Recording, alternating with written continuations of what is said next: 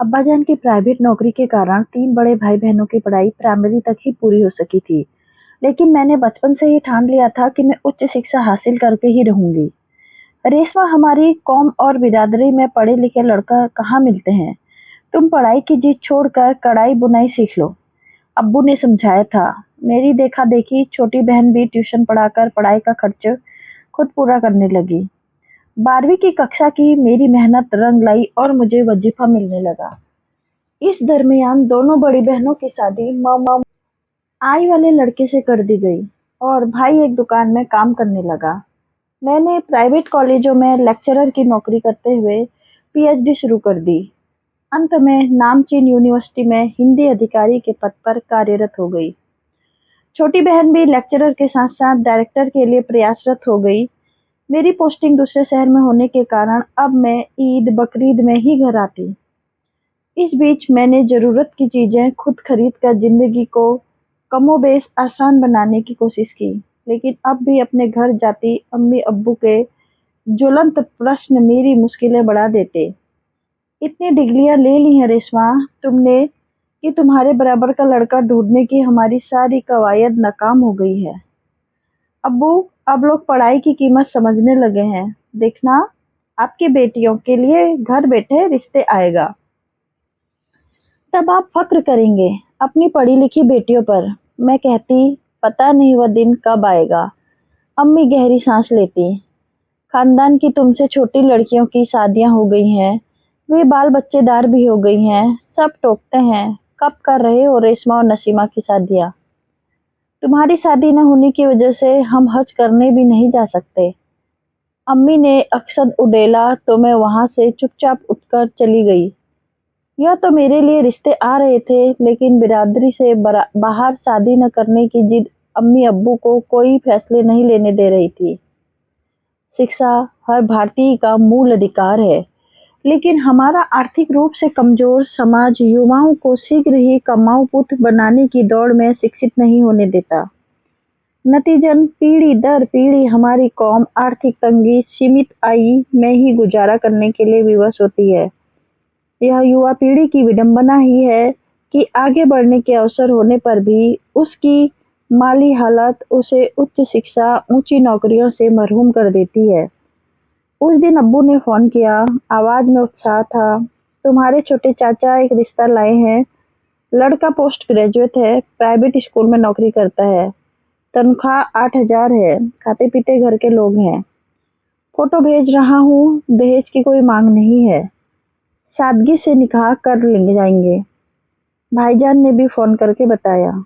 अब्बू और भाईजान को तो मुंह मांगी मुराद मिल गई। मैंने फोटो देखा, सामान्य चेहरा, बायोडाटा में मेरी डिग्रियों के साथ कोई मैच नहीं था, लेकिन मैं क्या करती। अम्मी अब्बू की फिक्र, बहन की शादी की उम्र, मैं भी 34 पार कर रही थी। भारी सामाजिक और पारिवारिक दबाव के तहत अब्बू ने मेरी सहमति जाने बगैर रिश्ते के लिए हाँ कर दी। सगाई के बाद मैं वापस यूनिवर्सिटी आ गई, लेकिन जहन में अनगिनत सवाल कुलबुलाते रहे कि पता नहीं उसका मिजाज कैसा होगा, उसका रवैया ठीक तो होगा ना। मुझे घरेलू हिंसा से बहुत डर लगता है।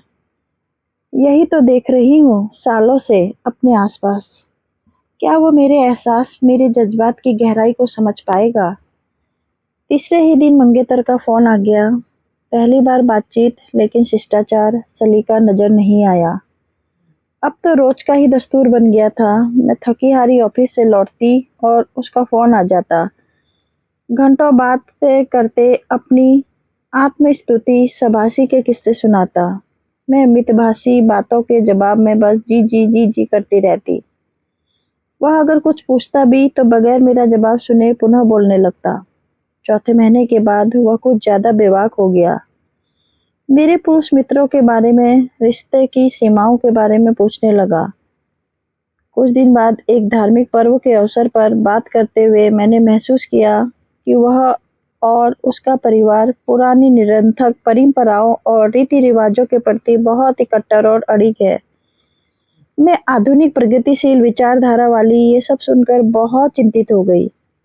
यह सच है कि बढ़ती उम्र की शादी महज मर्द और औरत को एक छत के नीचे रखकर सामाजिक मूल्यों को मानने पर एवं वंश बढ़ाने की प्रक्रिया के तहत एक समझौता होती है। फिर भी नारी का कोमल मन हमेशा पुरुष को हमसफर, प्रियतम, दोस्त, गमगुजार के रूप में पाने की कोशिश करता है। मैं कैसे किसी संवेदनशील व्यक्ति को जीवन साथी बनाकर खुश रह सकती हूँ। एक दिन उसने फोन कर बताया कि वह पोस्ट ग्रेजुएशन का अंतिम सेमेस्टर देने के लिए छुट्टी ले रहा है। मुझे तो बतलाया गया था कि वह पोस्ट ग्रेजुएशन कर चुका है। मैंने उसके सर्टिफिकेट को पुनः देखा तो आखिरी सेमेस्टर की मार्कशीट नहीं थी। मेरा माथा ठनका कि इसका मतलब मुझे झूठ बताया गया। मैं पहले भी महसूस कर चुकी थी कि उसकी बातों में सच्चाई और साफ गोई है ही नहीं। उसने फोन पर बताया कि वह प्राइवेट नौकरी की शोषण नीति से त्रस्त हो चुका है। अब घर में रहकर अर्थशास्त्र पर किताब लिखना चाहता है। किताब लिखने के लिए नौकरी छोड़कर घर में रहना जरूरी नहीं है। मैंने 2 किताबें नौकरी करते हुए लिखी हैं। मेरे जवाब पर प्रतिक्रिया दिए बगैर उसने बात बदल दी। अनुभवों और परिस्थितियों में मुझे ठोस, गंभीर और मेरी सोच को परिपक्व बना दिया था। उसका यह बचकाना निर्णय मुझे उसकी चंचल, अपरिपक्व एवं मानसिकता का परिचय दे गया। एक दिन मुझे ऑफिस का काम निपटाना था, तभी उसका फोन आ गया। हमेशा की तरह बिना कोमा, पूर्ण विराम के बोलने लगा। यह बहुत अच्छा हो गया, आप मुझे मिल गई। अब मेरी मम्मी को मेरी चिंता नहीं रहेगी। वह कैसे? क्योंकि मेरी तमाम बेसिक नीड्स पूरी हो जाएंगी।